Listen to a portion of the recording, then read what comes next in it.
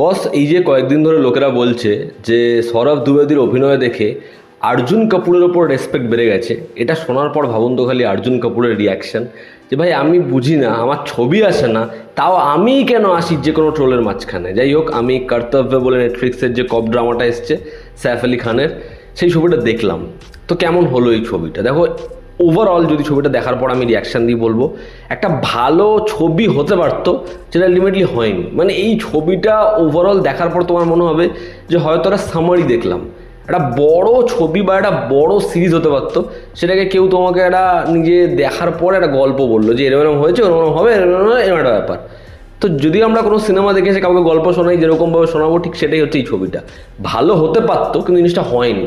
এবং ছবিতে পারফরমেন্সের দায়িত্ব তো ঝুলিয়েছেই, যার ওপর ছিল আর কি।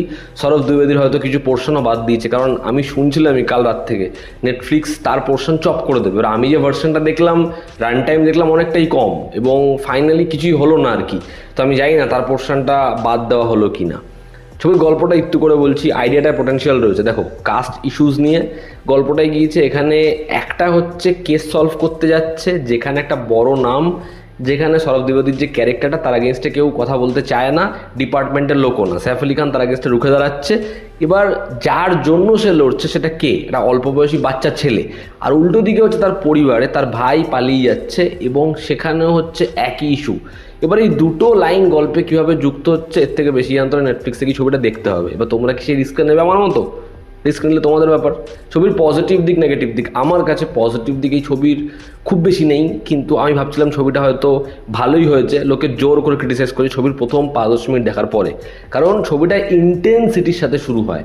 ছবির প্রথম পজিটিভ দিক হচ্ছে ছবিটার মেকিং ভালো, নেটফ্লিক্সের কাজ, রেড চিলিজ প্রডিউস করেছে, সেটা তো হবেই, সেটা ভালো। দ্বিতীয় হচ্ছে সাইফ আলি খান খুব দারুণ পারফরমেন্স দিয়েছে। আমার খারাপ লাগে এই লোকটার জন্য, এ নিজের 100% দেয়, ভালো কাজ করে, ছবিগুলো খারাপ হয়।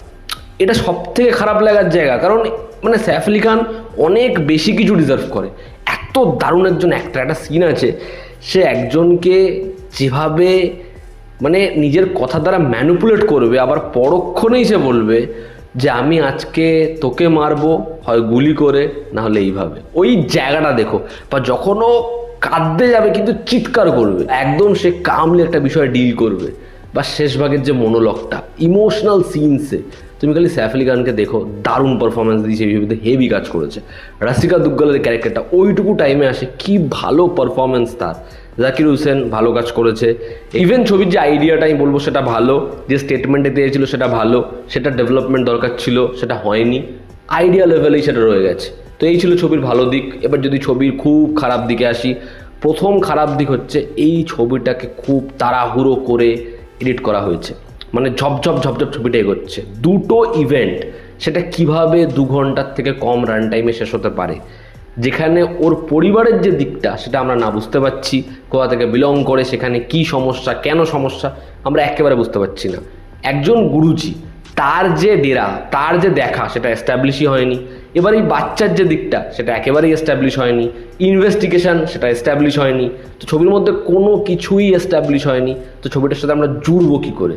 খুব খুব খারাপ ছবিটা, যেন খুব রাস্ট ফিল হচ্ছে, ঝরঝর করে এগোচ্ছে, একেবারেই কোনো চরিত্রকে সময় দেয়নি, যে কারণে টুইস্টও ওয়ার্ক করছে না, ইমোশনালিও সেটা খেলতে পারছে না, যে কারণে ছবিটা একেবারে ছড়িয়েছে। সেকেন্ড হচ্ছে এখানে সৌরভ দ্বিবেদী, যে এই ছবির অ্যান্টাগনিস্ট, তার পডকাস্টের মতো পারফরমেন্স।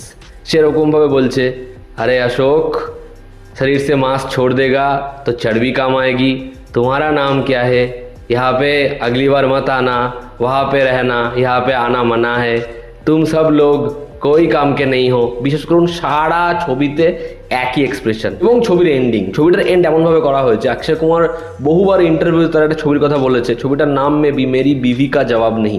অনেক আগের ছবি, 2005 বা 2006 রিলিজ করেছিল, শ্রীদেবী অক্ষয় কুমারের ওয়াইফ হয়েছিল। সেখানে লাস্টে লেখা আসে যে এরপর সবাই মিলে বদলা নেয় এবং খুশি খুশি থাকতে শুরু করে।